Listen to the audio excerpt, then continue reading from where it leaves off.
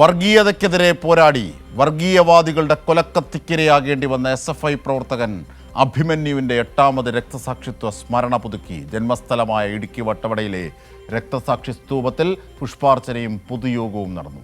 SFI സംസ്ഥാന secretary PS Sanjeev യോഗം ഉദ്ഘാടനം ചെയ്തു. 2018 ജൂലൈ 2-നാണ് SDPI പോപ്പുലർ ഫ്രണ്ട് കൊലയാളി സംഘം മഹാരാജാസ് കോളേജിലെ വിദ്യാർത്ഥിയായ അഭിമന്യുവിനെ കുത്തിക്കൊലപ്പെടുത്തിയത്.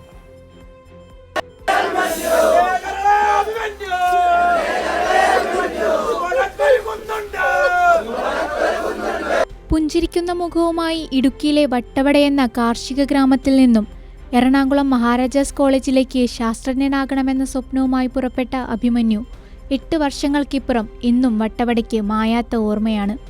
അഭിമന്യുവിൻ്റെ ഓർമ്മ പുതുക്കി വട്ടവടയിലെ രക്തസാക്ഷി മണ്ഡപത്തിൽ കുടുംബവും സുഹൃത്തുക്കളും സഖാക്കളുമായി 100 കണക്കിന് ആളുകൾ കണ്ണീരോടെ മുദ്രാവാക്യങ്ങളുമായി ഒത്തുചേർന്നു.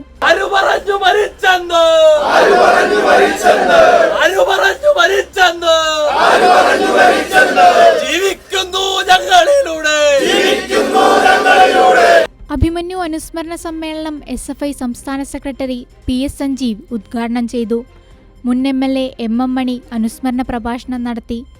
കലാലയങ്ങൾ കാവ്യവൽക്കരിക്കപ്പെടുന്ന കാലത്ത് മതനിരപേക്ഷത ഉയർത്തിപ്പിടിച്ച് വർഗീയത തുലയട്ടെയെന്ന് അവസാന ശ്വാസത്തിലും അഭിമന്യു ഉയർത്തിയ മുദ്രാവാക്യം ഇനിയും കേരളത്തിന്റെ മണ്ണിൽ അലയടിക്കുമെന്ന് PS സഞ്ജീവ് പറഞ്ഞു. അഭിമന്യു എന്ന പ്രതിഭാധരനായ ഒരു SFIക്കാരനെ, ഒരു മനുഷ്യനെ, തികഞ്ഞ മതനിരപേക്ഷവാദിയെ ഒറ്റക്കുത്തിന് കൊലപ്പെടുത്തുന്ന പരിശീലനം നേടിയ തീവ്രവാദ സംഘം ജൂലൈ 2-ന് 8 വർഷങ്ങൾക്ക് മുമ്പ് ഈ ഗ്രാമത്തോടും കേരളമെന്ന നാടിനും മതനിരപേക്ഷ ബോധ്യത്തിനുമെതിരെ നടത്തിയിട്ടുള്ള ഏറ്റവും വലിയ അക്രമം വഴി നമുക്ക് നഷ്ടപ്പെട്ടത് ധീരനായ ഒരു സഖാവിനെയാണ്.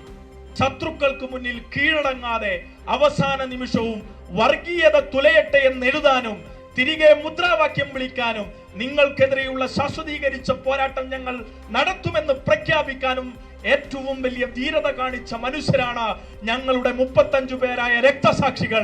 2018 ജൂലൈ 2-നാണ് SDPI പോപ്പുലർ ഫ്രണ്ട് കൊലയാളി സംഘം മഹാരാജാസ് കോളേജിലെ വിദ്യാർത്ഥിയായ അഭിമന്യുവിനെ വർഗീയത തുലയട്ടെ എന്ന് ചുവരിലെഴുതിയതിൽ വിരളി പൂണ്ട് കുത്തിക്കൊലപ്പെടുത്തിയത്.